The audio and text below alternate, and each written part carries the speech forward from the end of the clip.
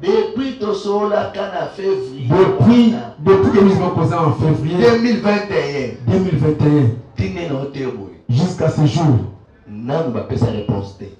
pas de réponse. Peut-être à la venue de Jésus, ils vont me donner la réponse. crise d'amour. Crise de l'amour. Toute tente que la personne accomplit à un autre. Et c'est que le thème Il faut que ça soit un bon cœur d'amour.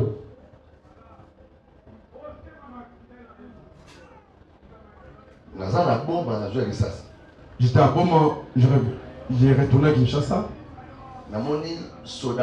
Je vis un soldat. Il est venu me demander si je peux. Oh, si ça. Ok, si je le ramène, $25. je vais perdre $25. Suis-moi bien.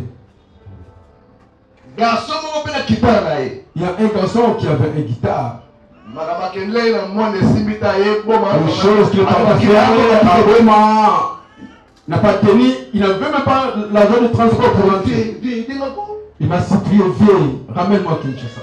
Dans le même véhicule, 2 personnes n'ont pas payé le transport. Parce que c'est pas là, si tu reviens à Boma, tu vas transporter des gens, des personnes. Ils vont te payer. Sur mes 4 personnes. Tu transportes 4 personnes à $80 à 80 à $90. Mais j'ai ramené ces soldats. J'ai ramené ces garçons-là. 2 personnes. Jusqu'à Kinshasa. Suivez-moi bien. Lequel est l'homme qui connaît Dieu? Il faut avoir l'amour. Beaucoup d'amour. Oui, je vais te prêcher l'amour aujourd'hui. Parce que celui qui a l'amour, à ta gauche, à ta droite,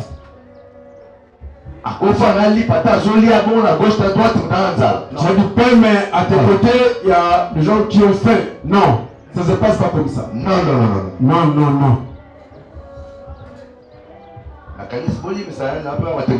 Oui, je me souviens.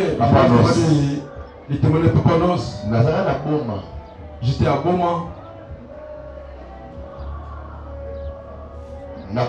Même jour, je vais quitter le même jour pour rentrer à Kinshasa. Je suis parti prendre 2 jeeps pour revendre. 9h, 10h, 9h, 10h, les téléphones ont sonné. Quand j'ai décroché le téléphone, le prophète Libamou m'appelle. Oh, serviteur, comment? Bien, l'homme de Dieu. Oui, ça va. Oui, j'ai besoin de toi. Mais en suivant les informations, on m'a dit que tu es à Boma. Oui, c'est ça, oui, l'homme de Dieu. Ok. Prends le stylo. Prends ce numéro-là. J'ai pris le numéro, j'ai écrit sur un papier. Appelle ce numéro, c'est Shekina. Il y a un bel serviteur. Lui a crié au Dieu de Libambou à Berlin en Allemagne. Oui, il a été arrêté là-bas à Boma dans un hôtel. Il n'y avait pas moyen de sortir. Avec la valise des habits pour $160 en 2012. Pour $500 en 2012. Si tu prends la valeur des dollars, à ce temps-là, c'est beaucoup d'argent. Il m'a appelé depuis hier que je l'aide. Il faut qu'il rentre à Kinshasa pour chercher le moyen pour rentrer en Europe. Amen. Allez lui aider. À ce temps-là, je louais la maison à $120. Mais c'est l'argent pour payer le loyer. J'ai démarré le jeep. Je suis parti à côté de la mairie. Je suis venu à cet hôtel. On a fait la collade. Ndokadeli. Oh, bien Adélie. Yemo va comprendre directement que Mosakonda Benin. Lui-même a compris que c'est le prophète qui m'a appelé. La tournée nyoma combien? Je lui ai demandé, tiens, la dette est combien? 160. Il a dit 160. Tout quel est la Ils réception? sont partis jusqu'à la réception. Na côte sur la poche, na foutelier Je lui 160. amène la peau, j'ai payé 500 $. Pour lui. Na tournée sur 11 ans la journée. Je lui ai demandé, tu rentres quand? Oh non, on fait tout là soit Comme tu as payé, je ne vais pas dormir ici. Mosa moi tu vas bien on peut Mais tu dire. as l'argent de transport? Non, je n'en ai C'est pas. bon. Je dis bon, N'est to fouti les lots c'est là. en payant aujourd'hui, il faut attendre. Moi $10 et Prends les $10 pour manger. na kei na salle de match à petit on soit Il s'est fait de le Jeep et à 20h, je suis venu la prendre. na moninga moi na poto Dixon. Avec un ami qui est parti en Europe. Mais ni banana boma tiawa. Je lui ai pris des bons jusqu'à ce qu'il s'appelle. 5 jours à ça qui ça 5 jours qu'il a fait à Kinshasa. aoli ya matembele ya mamuli. Oui, il mangeait le légume de Mamoulé. Azongi poto. Il est rentré en Europe. Depuis 2012 wana. Depuis 2012. Naweka téléphone na 2022. J'ai Na 2023. moi le téléphone en 2023. Omoni ke bolingo ezali kwa Mais batembele. moi, il n'y a pas l'amour à beaucoup de gens. Est-ce que on va très bien? Tu me suis? Moto alinga zala béni na bomoi na ye. Celui qui veut être béni dans sa vie, Esengeli o pratiquer l'amour. il faut que tu pratiques l'amour. Ceux qui osent pratiquer l'amour, Si tu pratiques l'amour n'a pas acte. dans les actes, Pour exemple, fait à travers son amour à son acte. parce que Dieu, à travers son amour, a fait l'acte. Non, t'es un yo zanga bolingo. Je veux prier, toi qui n'as pas l'amour. Bolingo ba yeba kaya mon na ba acte. Oui, l'amour, on le démontre par les actes. Na kena nda bongo. Je suis parti dans une maison. Na kamba ba towa. Oui, je leur dirige ces gens-là. Moi ça je bisangai. La femme me dit, Papa, papa, no moni intel. en nous voyant, en voyant un tel, Atana la mbongo. Omona akele la porte à chambre soki ngana sana na kota. il compte l'argent, Moi c'est la la chambre. chambre. Là, c'est sa femme qui dit, c'est là. Abi papa.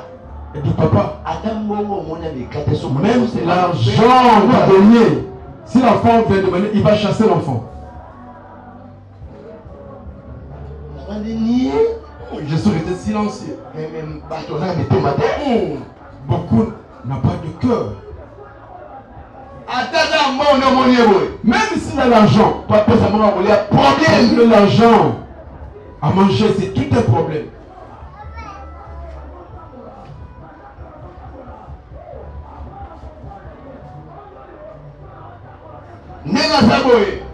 Comme il est, c'est $1 na ye na zwaki yango na poche azwa te. j'ai pris $7 dans sa poche. Je ne veux pas les remettre. Papa, rien, je ne veux pas les remettre. Je demandais au mari, azoyebisanga na miso na yo est-ce que eza solo? elle me dit, à Attends, tes yeux, est-ce que c'est vrai? Il me regardait comme ça. bandeko na ngai Mais mon bien-aimé, awa balobi na biso ici on nous dit, moto aza na bolingo seka ayebi nzambe celui qui a l'amour connaît Dieu. seke mpe abotami na nzambe. Oui, il est né de Dieu. bato mingi baza na mitema ya ndoki kati na bango Beaucoup de gens ont un cœur de sorcier. ya makasi. Un mauvais cœur. nalingi otala nga elongino mpo Il faut bien me regarder. natali mama Je regardais maman. zwa mbongo na bombi ya ye Prends l'argent que tu as caché. azwanga ye tia mesa. Elle est venue avec, mets sur la table. ebisi mama ti Je lui dis, maman. mokolo nzambe akobenga yo Jusqu'à ce que Dieu va t'appeler, kosala so acte oyo te ne fais pas cet acte. kofungolaka te Il ne faut pas ouvrir. kotika mpe loboko Il faut mettre ta main sur la poche de ton mari. so apesi apesi Si il te donne, ça va.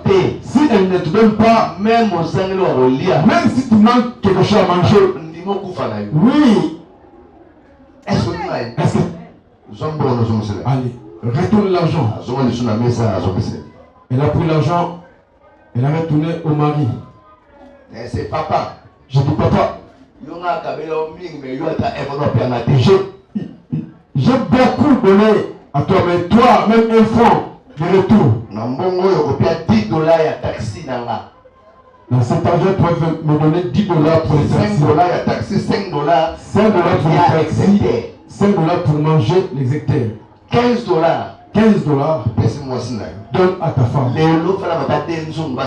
Aujourd'hui, il faut qu'elle prépare même des marmites. J'ai prié pour eux. Oui, je suis resté dehors, je donne $10. Que je vois les $15 que tu vas donner à ta femme. Depuis que je suis sorti, jusqu'à maintenant, rien. Il n'a rien donné. Quel genre de 45 minutes, il n'a pas entendu. 45 minutes, quel genre de mari? Dans les vérandas. Il a refusé. Quel genre d'homme? Papa. La femme est sortie. Je dis papa, moi j'ai mis ma main sur ma poche. C'était 100 et quelques dollars avec la femme. C'est pour moi, cet argent. Je regardais ton cœur. J'ai pris l'argent, j'ai donné à la femme et je suis parti.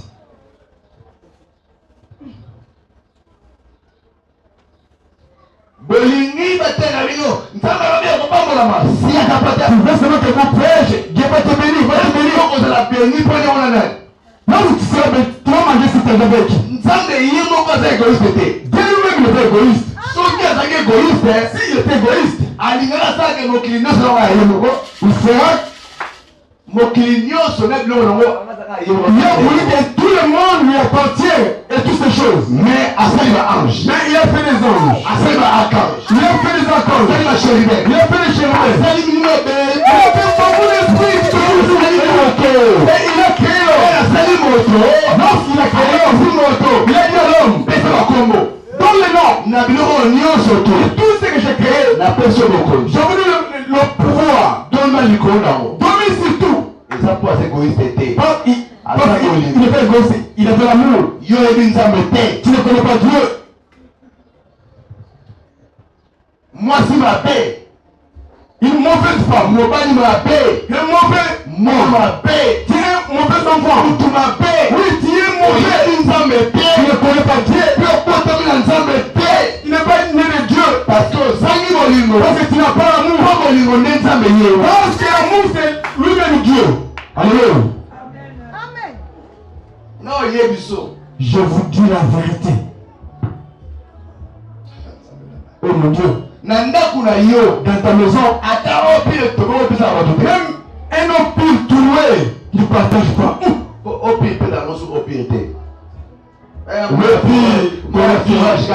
C'est le maison caché.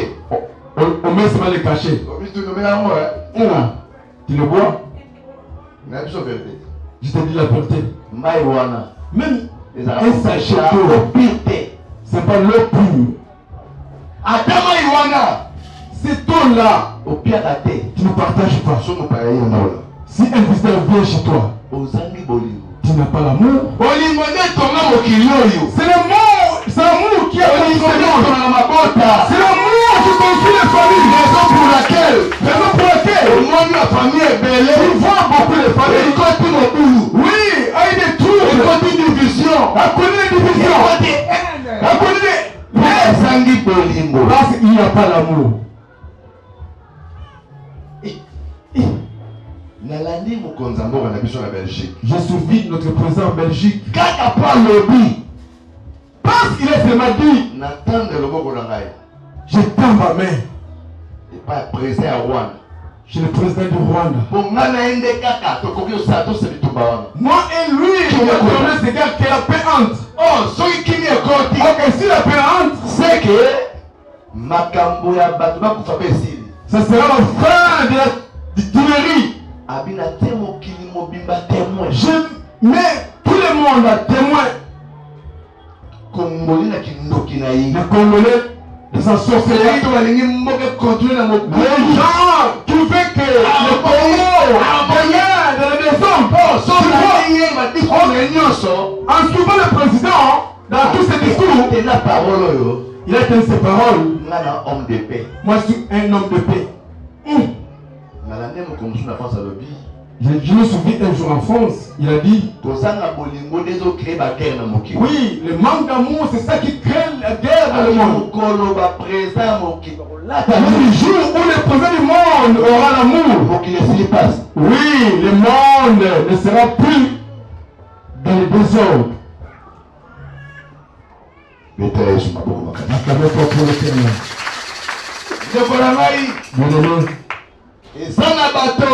Il y a des gens qui ne prient pas comme toi, ne parlent pas l'église comme toi, mais qui passent dans l'amour. Tu veux beaucoup prier, tu aimes beaucoup aller à l'église, mais tu n'as pas l'amour. Tu ne verras pas Dieu. Il nous dit, tu n'as pas l'amour, ne verras pas le ciel. Alléluia. Amen.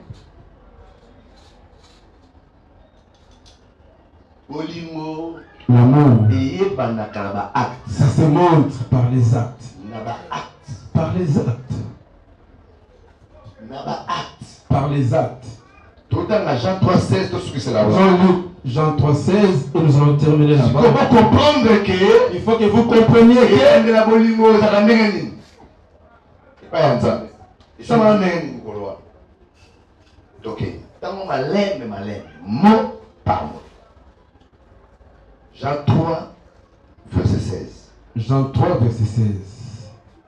Car Dieu a tant aimé le monde. Car Dieu a tant aimé le monde. Montre-moi Dieu comme nous sommes. Ici, nous sommes venus prier qui? J'ai besoin de vous écouter. Nous sommes venus prier qui?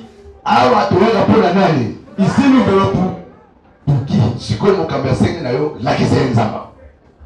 Et le pasteur te demande, montre-moi Dieu. Montre-moi Dieu. Où est Dieu? Où est Dieu? Tu vas le chercher, tu ne le trouveras pas. Parce qu'il est esprit. Mais Dieu, écoutez-moi bien. Tu vois ce qui est à tes côtés? Parce que les écrits de Dieu, là où nous avons lu, on nous dit l'amour c'est Dieu. Dieu c'est lui qui est amour. Lorsque tu n'aimes pas celui qui est à tes côtés, lui aussi ne t'aime pas. Mais lorsqu'il aime celui qui est à tes côtés, lui aussi il fait de même. C'est lui, c'est ça Dieu. C'est pas moi. C'est les écrits de Dieu. Oui, écoute, je vais lire. 1 Jean 4. 1 Jean 4. Verset 7. Bien-aimés, aimons-nous les uns les autres. Car l'amour est Bolingo ezali. Et du verbe. Voilà dit. Bolingo ezali. Nzambe. Nzambe yemoko. Qu'est-ce que Nzambe? Dieu, moi il ne savait pas la Bible à travers l'amour. Le monde à travers l'amour. Il se fait voir à travers l'amour. Ici, qu'est-ce qu'on dit? Car quoi? Car Dieu a tant aimé le monde. Car Dieu a tant aimé le monde. Amen. C'est séparé. Ah, verbe. Et ça fait la voix. La troisième personne. Je suis sûr, je n'ai pas beaucoup étudié. Mais je suis intelligent par l'amour. Mais c'est là, je reconnais à travers l'esprit. Le temps, le T-A-N-T, oui, je peux pas oui, tant c'est l'amour. Quand Dieu attend, aimer le monde. Pour être ensemble, quand Dieu attend aimer le monde, qu'il a donné son fils unique. Écoutez-moi bien. On dit ceci. Parce qu'il a beaucoup aimé le monde, il a donné. Oui, je ne sais pas. Toi qui es assis. Toi qui es assis. Oui, tu manges. Oui, tu manges quoi, les arachides avec les piquets là. Nika.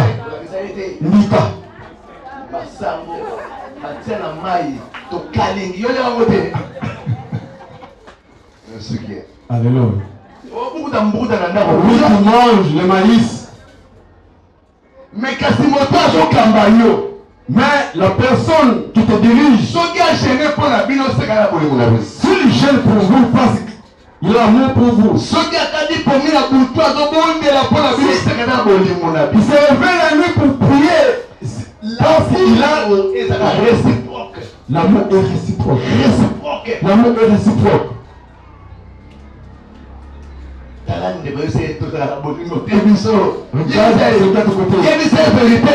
Nous n'avons pas l'amour. Dis la vérité.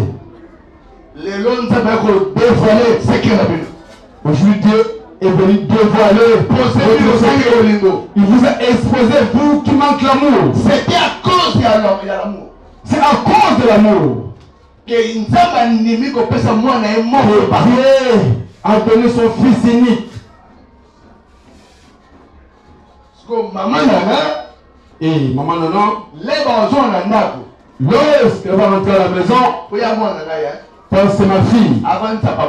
Oui, qui fait à soi papa Eric. Papa. Bon, moi je vois que on lui offre mon calme.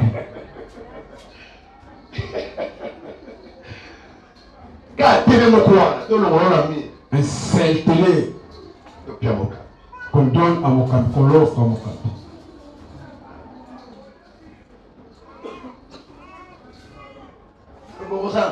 Est-ce que tu vas le faire? Est-ce que tu sauras le faire?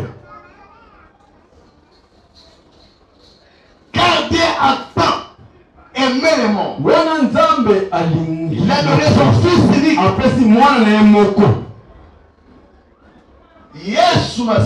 Jésus-Christ égale l'amour de Dieu. C'est l'amour de Dieu. Jésus-Christ égale l'œuvre de l'amour de Dieu. Lorsque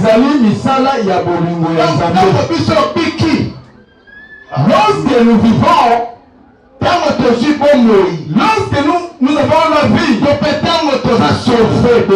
nous sommes sauvés, c'est ça, Christ Jésus. Par Christ Jésus. Alléluia.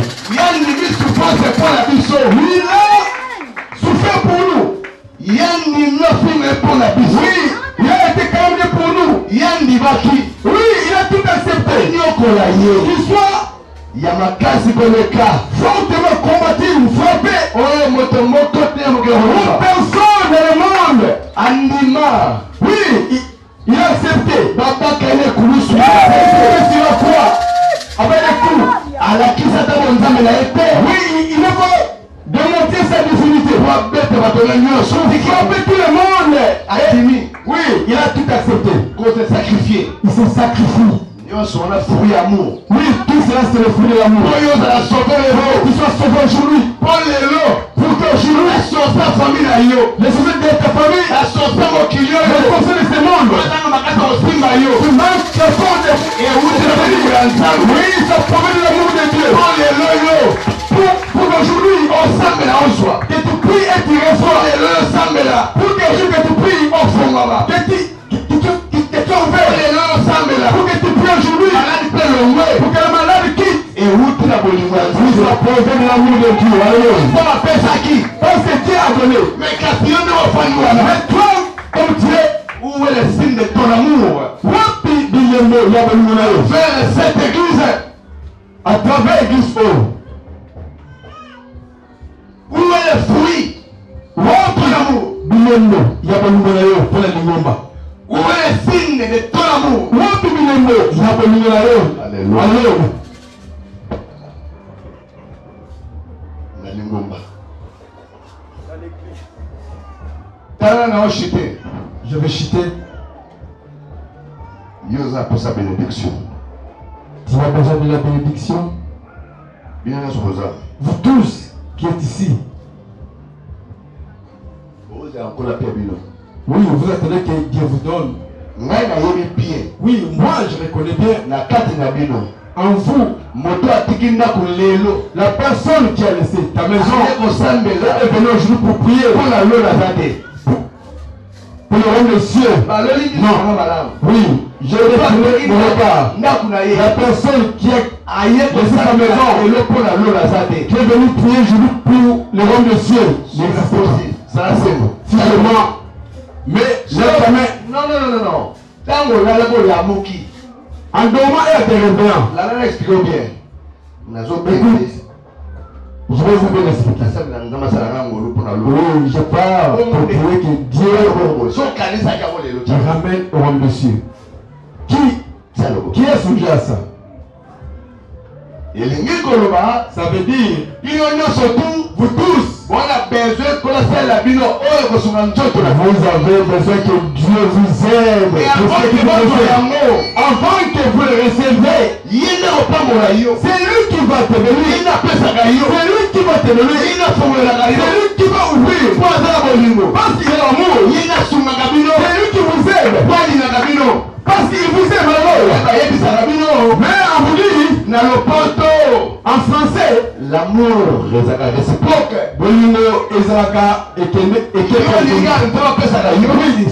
Toi tu veux seulement que Dieu vous donne. Oui, tu veux seulement le profit pour l'amour de Dieu. Mais tu ne fais pas retour à cet amour-là. Le bon retour.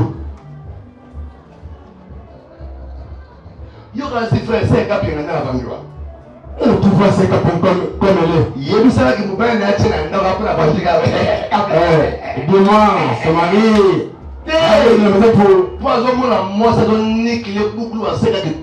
Parce qu'il voit que la femme n'est pas bien.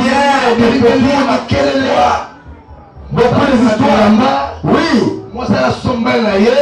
La femme prend soin de son mari. Oh, papa a regardé et a vu. Oui, ma femme même. La femme de même. Elle fait ce boulot pour ce qu'on appelle la femme. Faire voir de son mari, il y a aussi l'amour. Oui, c'est ça.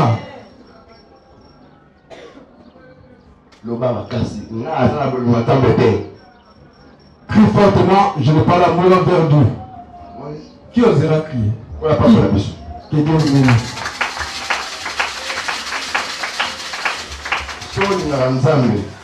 Si tu aimes Dieu,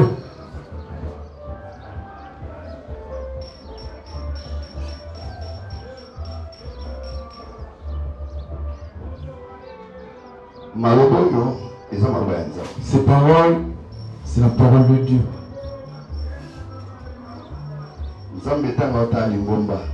Dieu, en regardant cette église, il vous voit la crise d'amour. La crise de l'amour. Dans vos maisons, il n'y a pas l'amour. Partout où vous êtes, vous ne pratiquez pas l'amour. Vous l'avez ramené jusqu'à l'église. Vous n'avez pas l'amour. Les écrits de Dieu nous dit, tu aimeras le Seigneur ton Dieu de tout. Ton cœur et de toutes tes pensées.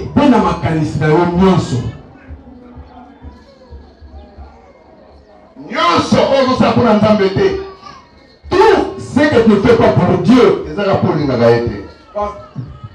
ne l'aimes pas. 16h30. Hier à 16h30, j'ai demandé la clé chez frère Jonathan. Na soki siwa. Je me limite par là. Na mena moi sachet moi na t-shirt mon attaque. Oui, j'avais un sachet avec un t-shirt. Na formé l'église. J'ai ouvert l'église, la permanence. Na vie Pau. J'ai pris Ma belle est venue aux États-Unis. Ah, et tout le sable que vous voyez. J'ai commencé à l'arranger. Comme vous le voyez, c'est 6 tonnes. C'est beaucoup. Directement, j'ai vu frère Jonathan. Parce qu'il a vu que j'ai pris la clé. Je lui ai pas envoyé. Lui aussi, il a pris. Regarde.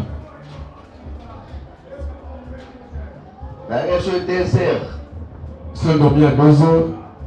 On a 6 heures sur 19 minutes. Je suis venu ici à 6 heures 19 minutes.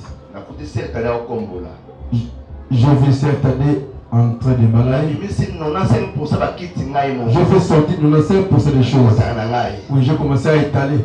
Je partais pour se laver. Je suis revenu ici à 7h50. N'est-ce pas? Tout cela parce que j'aime Dieu et j'aime son œuvre et parce que j'aime cette église. Tout ce que l'homme fait, ça provient de l'amour. C'est pour cela que je suis venu poussé par l'Esprit Saint de Dieu. Bien-aimé, c'est la base de la vie que je viens de prêcher. C'est la base de tout que je viens de prêcher. Si tu manques l'amour de Dieu, c'est pire pour toi. Si tu manques l'amour de Dieu, je vais te dire aujourd'hui, je suis venu te prêcher. Vers l'amour en toi. L'amour de Dieu. L'amour de l'église. Il faut le faire retourner en toi. Lorsque tu retournes amour, et cet amour-là, oui, ça va t'amener à penser à l'église. Tu fais rentrer l'amour en toi. L'amour de Dieu. Et ça va te pousser à faire des actes pour son serviteur. Et que Dieu va venir te bénir. Est-ce que le Dieu d'Israël c'est la parole d'aujourd'hui? Amen. Est-ce que tu es pour prêcher? Il faut beaucoup prier à Dieu.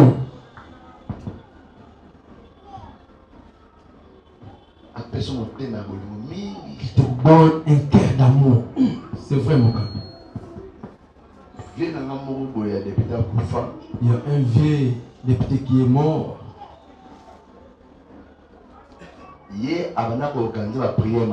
Oui, organiser des prières matinales chez lui à la maison. Oui, moi je l'appelais comme ça, le pasteur matinal. Elle est bien. Je pense que chaque semaine 3 à 4 fois. Il n'est pas encore quitté son lit, mais dehors, il y a beaucoup de gens qui l'attendaient. Non, pas les gens de sa famille. Le niveau de partage. Si il ne sera pas donné à tout, il va donner promesse aux autres. Lorsqu'il a été voté en 2006, il dit, Mokami, j'ai dit à ma femme, Maman Lys, je suis devenu député à cause de ces gens-là. Mon argent, je vais partager avec eux. À l'université de Mbandaka, il est parti là-bas. 45 étudiants. Cherchez pour moi 45 étudiants. Regarde-moi. Mais est-ce que sur la 45 c'est parce que sur les 45 étudiants pour que tous les gens de la province se retrouvent. Oui, tu trouveras les gens qui viennent de Kinshasa, de Matadi, là-bas. a causé avec le recteur. Et 45 jours, c'est moi qui va payer le frais à l'université. L'université de Mbandaka. L'université de Mbandaka. Pendant 5 ans. Pendant 5 ans. Oui, c'est moi qui vais se aux frais académiques. 45 personnes. Sans compter celui qui a l'appendicite. Sans compter la famille sans compter la famille qui a fait peur de quelqu'un et vient demander l'argent pour le cercueil.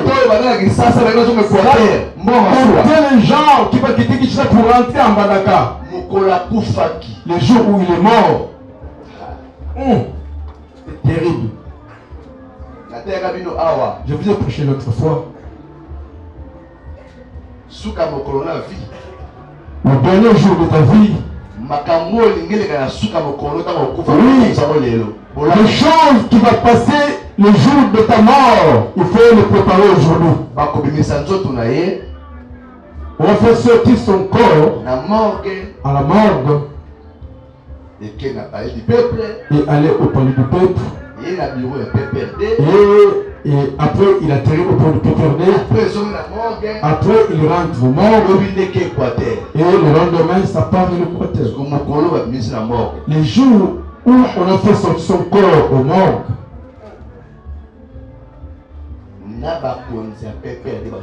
avec tous les autorités du PPRD pleuraient. Moi je marchais avec lui ce jour-là. Je voyais comment il partageait même à ces autorités-là les enveloppes. S'il vient dans une banque, tous ces circuits-là, vous aurez votre part. C'est là afin qu'il n'y avait pas une porte qui était fermée pour lui. Oui, il donnait. J'étais à la morgue. Sa femme et ses enfants. Les gens du PPRD, les autorités de haut niveau. Les gens pleuraient. Les gens pleuraient.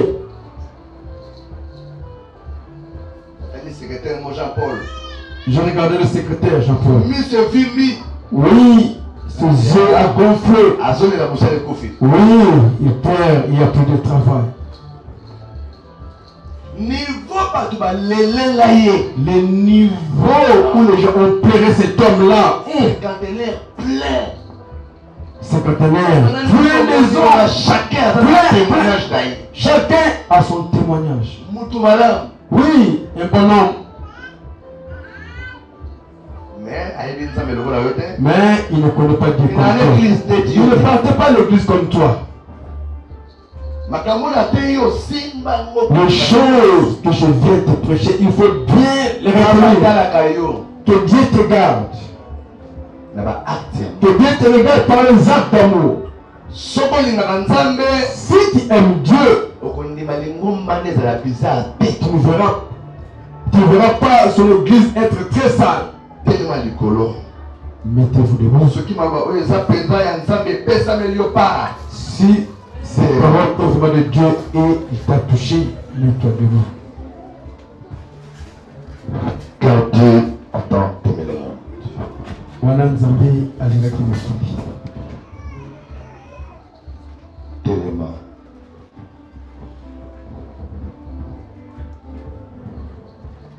Bolingo ya solo.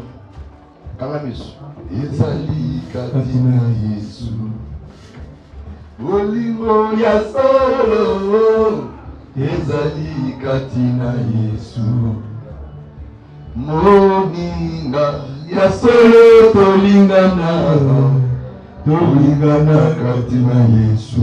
Osambeli Nzambe 3 minutes seulement. Si ton cœur n'a pas d'amour, à travers cette parole, aujourd'hui à travers cette parole, Nzambe que Dieu t'aide, te donne un cœur d'amour.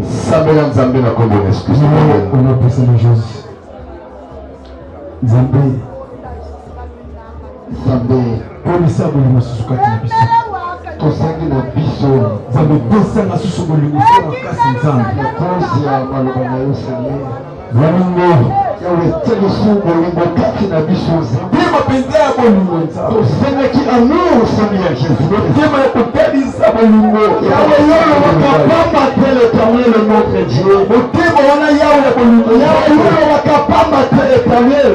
ya kosunga Nzambe tosangi bolingo bolingo Seigneur. bolingo ekola nzambe ndenge makoma yoyo bolingo oyo kosala ete nzambe bolingo ya bateme na biso nzambe na motema bolingo nzambe yaokaki na biso tomonisa yango mpe na kati ya bato bolingo ya bato nyonso